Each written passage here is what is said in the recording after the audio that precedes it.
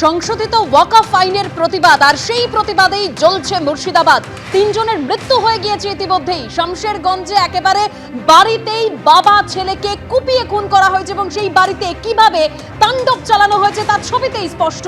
72 বছরের হরগোবিন্দ দাস ও তার ছেলে চন্দন দাসকে খুন করা হয়েছে।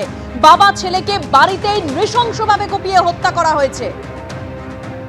আপাত শান্ত জাফরাবাদের একেবারে মূল যে পরিবেশ তা কিন্তু বদল হয়ে যায় শনিবার দিনকে সকাল 9টা থেকে 11টার মধ্যে।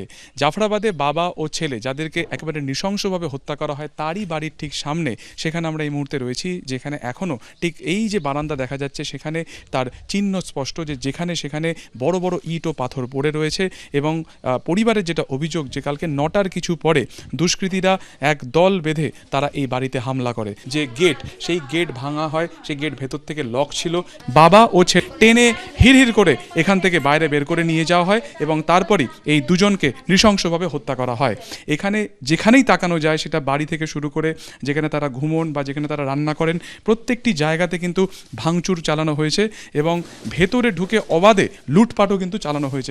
রান্নাঘরের যে ছবি দেখা যাচ্ছে, যে টালি ভেঙে দেওয়া হয়েছে, উনুনে লাথি মেরে তা ভেঙে দেওয়া হয়েছে এবং বাড়ির যারা সদস্যরা রয়েছেন তারা কার্যত আতঙ্কে নিজেদেরকে ঘরবন্দি করে রেখেছিলেন।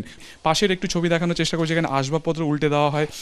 বিএসএফ এর যারা কর্মকর্তারা রয়েছেন তাদেরকে এই মুহূর্তে এখানে পোস্টিং দেওয়া হয়েছে। অতনু কুণ্ডুর সঙ্গে সুকান্ত মুখোপাধ্যায়, এবিপি আনন্দ, জাফরাবাদ। অর্থাৎ বুঝতেই পাচ্ছেন, হাহাকার, চোখের জল। 3 জনের মৃত্যু হয়েছে মুর্শিদাবাদের এই নৈরাজ্য, এই অশান্ত পরিস্থিতির জেরে। আর এখানে লাগাতার তৃণমূলকে নিশানা করছে বিজেপি। কিন্তু কুণাল ঘোষ আজ কি বলেছেন, যে বিএসএফ এর একাংশের সহযোগিতায় সীমান্ত থেকে হামলাকারীকে ঢুকিয়ে প্ররোচনা দিয়ে গন্ডগোল করানো হয়েছে। যারা গন্ডগোল করেছে তাদের মূল পাণ্ডাদের এলাকার মানুষ চিনতে পারছে না। কোনো রাজনৈতিক দলের অংশ কেন্দ্রের কোনো এজেন্সির সঙ্গে হাত মিলিয়েছে। বিএসএফ এর একাংশকে কাজে লাগিয়ে দুষ্কৃতীদের দিয়ে হামলার পর সরানো হয়েছে। বিস্ফোরক দাবি করেছেন কুণাল ঘোষ। যে জায়গাগুলিতে হিংসাত্মক ঘটনা কিছু ঘটেছে, একটা অভিযোগ আসছে যে বিএসএফ এর একাংশের সহযোগিতায় সীমান্ত থেকে কিছু আপত্তিকর হামলাকারীকে ঢুকিয়ে বাংলাকে বদনাম করার জন্য, ইস্যু করার জন্য, প্ররোচনা দেওয়ার জন্য এই গন্ডগোল করানো হয়েছে।